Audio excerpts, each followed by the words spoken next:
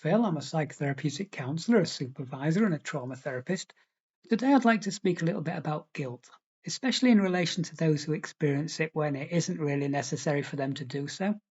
So, if we think logically about guilt, we should only experience it when we've done something wrong or if we need to make the right choice about something. So, in effect, it's an internal guidance system that's there to keep us on the moral and ethical line. If we wander off that line, we'll feel guilt, which empowers us to do the right thing to remove the feeling.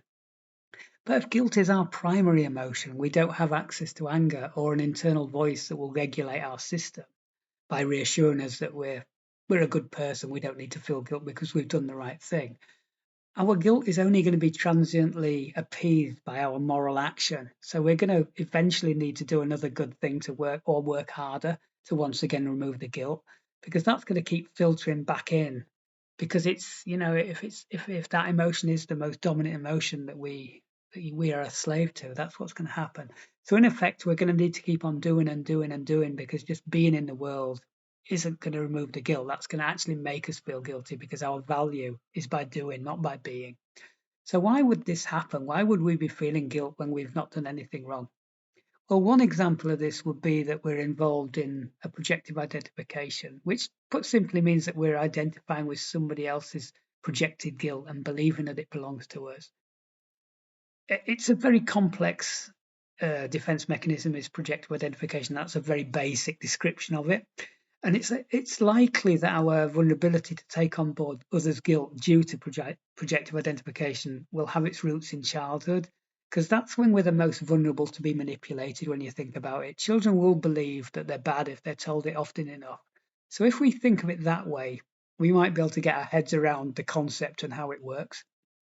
So when we think of people who use projective identification, they have the ability to project onto others the feeling or feelings that they cannot tolerate within themselves. And by acting or behaving in certain ways, they invite others to believe that those feelings belong to them, truly belong to them. So in effect, a manipulation of some kind is used to distort your reality. And, you know, so you can be controlled. You can be controlled to do the feeling. You can be controlled to take on board all of the bad things that somebody else doesn't want to own, because they cannot tolerate those feelings. So when you think of projective identification, it's a defensive mechanism that these people will have developed in their own childhoods to manage their own guilt or whatever feeling it was that was intolerable to them. It was so they could survive the environment. But as they grew older, this method of managing their feelings became sort of cemented in their process. So it's a part of them now. And it's the only way they know how to deal with their own childhood trauma. They only get rid of it if they can get other people to feel their historical experience. So this means that the mechanisms behind projective identification are subconscious, but people who use it to rid themselves of feelings, they typically know what behaviors work when it comes to getting people to feel certain emotions or to act in certain ways. They've had a good lot of time in childhood to to figure out what works and what doesn't work. So an example of how a projective identification might be taken on board by someone could be if we think about a parent who lacks the capacity to healthily feel guilt or shame. If that parent can't be bothered to get the kids ready for school, for example. Now this could be because they're just lazy, or it could be that they're feeling angry or resentful in some way that they're expected to do for their children what wasn't done for them. And that's triggering a load of rage within them. So instead of doing the work for the children, they may get passive aggressive around that and just sit down and play on their phone. But not doing their adult duty, unconsciously, and rightly so, they will start to feel guilt. But because they cannot tolerate guilt within their system, they have to then project it onto the children. So this will be then when they will start to manipulate the children to take on board that emotion. So to do that, they might take on board a victim position, turning on the waterworks, or telling the child just how tiring it is looking after them, doing all the work for them, or they might convert their guilt to anger and feel justified to shout and yell at the children for expecting everything doing for them. That they didn't get anything like that when they were children. They need to do more. So if the child begins to identify with the parent's guilt at that point, it's going to begin to feel bad if it's not doing what its parents should be doing. So, which is all of the parents' work. So, in effect, the child is going to now develop almost to become a little parent. So, to find self esteem, to appease the guilt, to get rid of the guilt, it needs to start parenting the parent. So, when you think about that sort of double standard, being accused of being lazy by someone who is being lazy themselves, that would naturally trigger a lot of anger in any healthy person. But adults with healthy processes wouldn't be guilted into feeling bad or taking on people's feelings by that because they've got good self esteem. But the guilted child who no longer has access to anger because the anger has been guilted out of them is set up, for in later life to be vulnerable to this sort of thing happening because they haven't got the vital ingredient, which is anger, to help them stand up for themselves and say no. They just haven't got that. And also, what's also happening is that whenever anger is triggered within their process, unconsciously, that anger is immediately converted to guilt because that's what happened when they were children. As soon as they got angry at having to do their parents' work, they were guilted. So their brain has now taken on to doing that.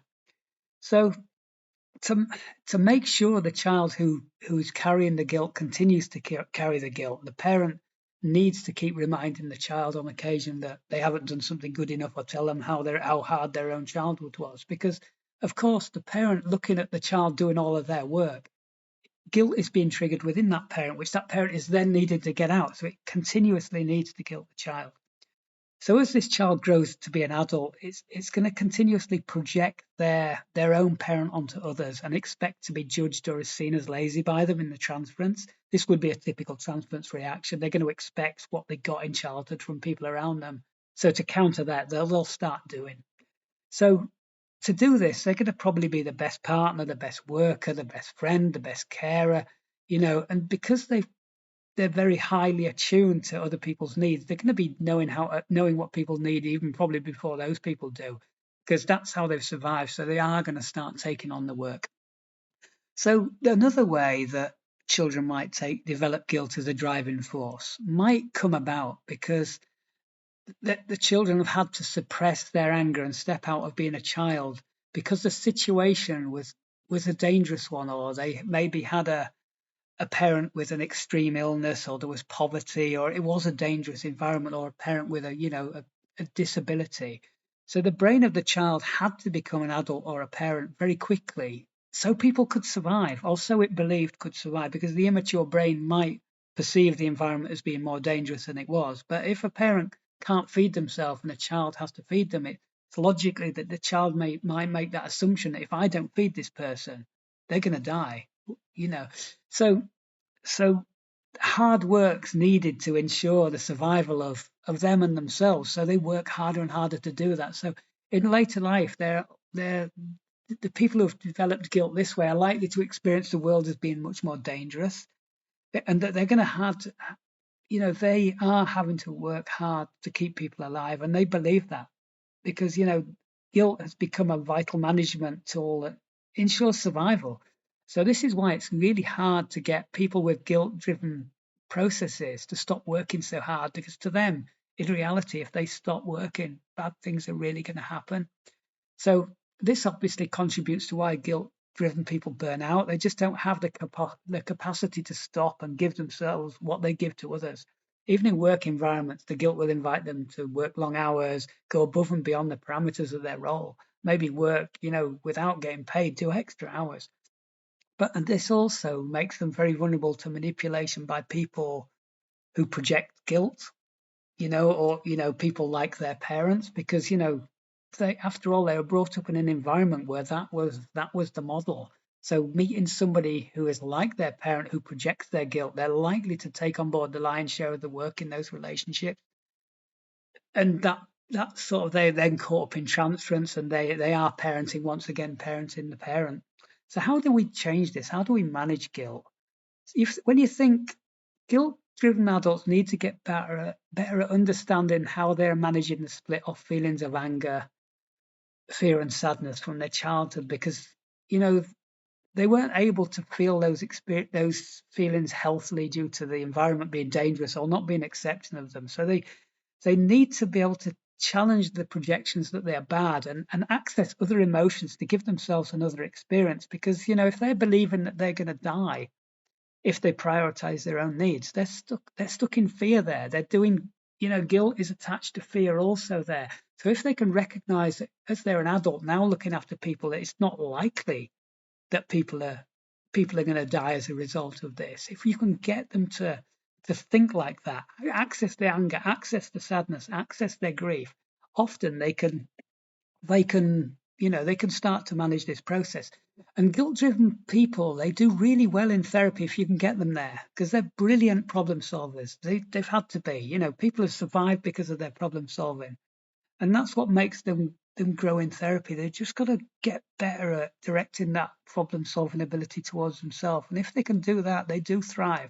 They do get in touch with their anger at a healthy level. And they are able to put better boundaries in with others, which is something that is really getting in the way of their life.